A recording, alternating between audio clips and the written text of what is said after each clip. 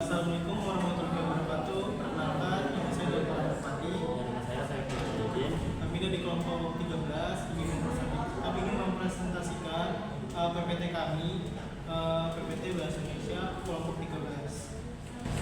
Pertama-tama saya akan menjelaskan tentang mengaktualisasi diri melalui artikel ilmiah. Menulis artikel ilmiah adalah salah satu cara terbaik untuk mengaktualisasikan diri di komunitas akademik melalui proses penelitian, penulisan, dan publikasi. Kita dapat menyumbangkan pemikiran kita kepada khayal yang lebih luas. Artikel ilmiah yang berkualitas tidak hanya mencerminkan kedalaman pemahaman kita akan suatu topik, tetapi juga kemampuan kita untuk berkontribusi pada bidang keilmuan yang diminati. Yang selanjutnya ada mengidentifikasi topik penelitian. Di sini ada 3 jenis. Yang pertama itu tentang bidang penelitian. Penelitian ini supaya kita dapat melakukan penelitian dengan sangat baik. Yang kedua itu pelajari literatur terbaru. Tinjau literatur untuk mengidentifikasi tren, isu atau celah penelitian ini di bidang apa. Pemahaman yang baik atas literatur akan membantu Anda menemukan topik yang original dan relevan. Kemudian tetapkan fokus yang jelas.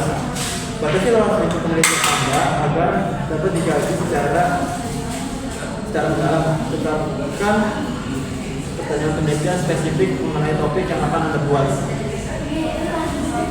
Selanjutnya, merancang metodologi penelitian. Yang pertama, pemilihan metode. Pilih metode penelitian yang sesuai dengan topik dan pertanyaan Anda. Pertimbangkan kelebihan dan kelemahan dari setiap metode untuk memastikan data yang dikumpulkan dapat menjawab masalah secara objektif. Kedua, pengumpulan data. Rancangan proses pengumpulan data yang sistematis dan komprehensif mempertimbangkan sumber data, instrumen, dan teknik yang akan dimulai. Selanjutnya akan diperoleh informasi yang akurat dan terpercaya. Selanjutnya yang kedua, itu ada analisis data. Apa itu analisis data? Tentukan teknik analisis data yang sesuai untuk menjawab pertanyaan penelitian. Pilihlah alat analisis yang dapat menghasilkan temuan yang bermakna memberikan kontribusi yang baru. Oke, selanjutnya ada menulis artikel ilmiah. Untuk menulis artikel ilmiah, tata caranya ada 4. Yang pertama, membuat struktur artikel. Di sini struktur artikel ini terdiri dari pendahuluan, metode, hasil pembahasan, dan kesimpulan. Selanjutnya ada gaya penulisan. Gunakan gaya penulisan yang formal, objektif, dan ilmiah. Hindari kalimat-kalimat yang ambigu dan subjektif. Tujuan pemahaman Anda terhadap topik dengan bahasa yang jelas dan struktural. Berikutnya ada etika penulisan. Hormatilah hak cipta dengan mengatasi sumber-sumber yang Anda gunakan dengan benar. Hindari plagiarisme dan pastikan bahwa temuan Anda merupakan kontribusi original. Berikutnya melakukan penelitian. Penelitian ini untuk mengkaji ulang karya yang telah kita buat, artikel ilmiah, serta mengecek lagi keoriginal dari laporan penelitian tersebut. Selanjutnya, memilih jurnal yang tepat. Pertama, caranya ada 4. Ada identifikasi jurnal, sesuaikan gaya, bangun koneksi, dan kirim naskah. Salah satunya yang akan saya jelaskan adalah identifikasi jurnal. Lakukan penelusuran untuk menemukan jurnal yang sesuai dengan topik dan metodologi penelitian. Pertimbangkan faktor-faktor seperti reputasi, indeks, dan lingkup jurnal. Selanjutnya yang kedua adalah sesuaikan gaya.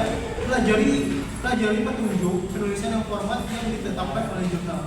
Pastikan artikel Anda memenuhi semua persyaratan jurnal untuk mencatat ulang yang diterima. Selanjutnya yang ketiga, bangun koneksi. Jika memungkinkan menjalin koneksi dengan anggota dewan redaksi atau viewer jurnal, komunikasi yang baik dapat membantu Anda memahami proses editorial dan meningkatkannya. Terakhir, kirim naskah. Setelah artikel Anda siap, kirimkan naskah sesuai dengan prosedur dan tengah waktu yang ditetapkan dengan pastikan menggunakan naskah yang profesional. Selanjutnya adalah cara mempromosikan artikel ilmiah.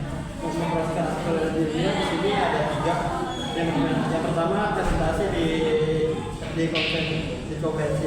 Konferensi di sini bisa seminar, Yang kedua ada publikasi di media. Publikasi di media ini bisa dari web, bisa dari blog dan lain sebagainya.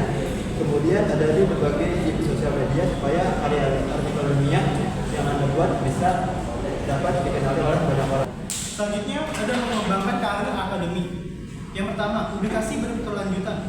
Pertahankan ritme publikasi yang konsisten, terus menulis artikel ilmiah berkualitas tinggi dan mempublikasikannya di jurnal bereputasi. Yang kedua, bangun kolaborasi. Jalin kolaborasi dengan penelitian lain, baik di institusi Anda maupun di luar.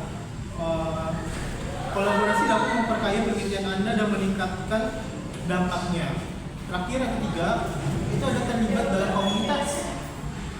Aktif berpartisipasi dalam kegiatan komunitas akademik seperti konferensi, seminar, dan organisasi profesi ini akan membangun reputasi Anda dan memperluas jaringan.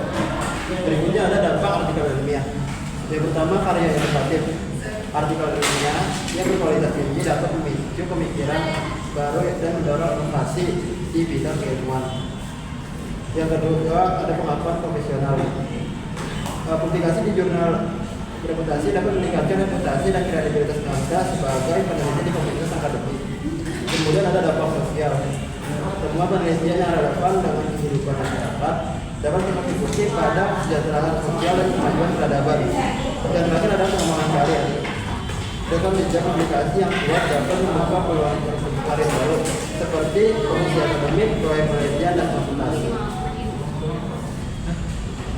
Cukup sekian presentasi PPT Bahasa Indonesia kami dari kelompok 13. Saya ucapkan terima kasih. Mohon maaf bila kami ada kekurangan, banyak yang harus dikoreksi untuk materi kita.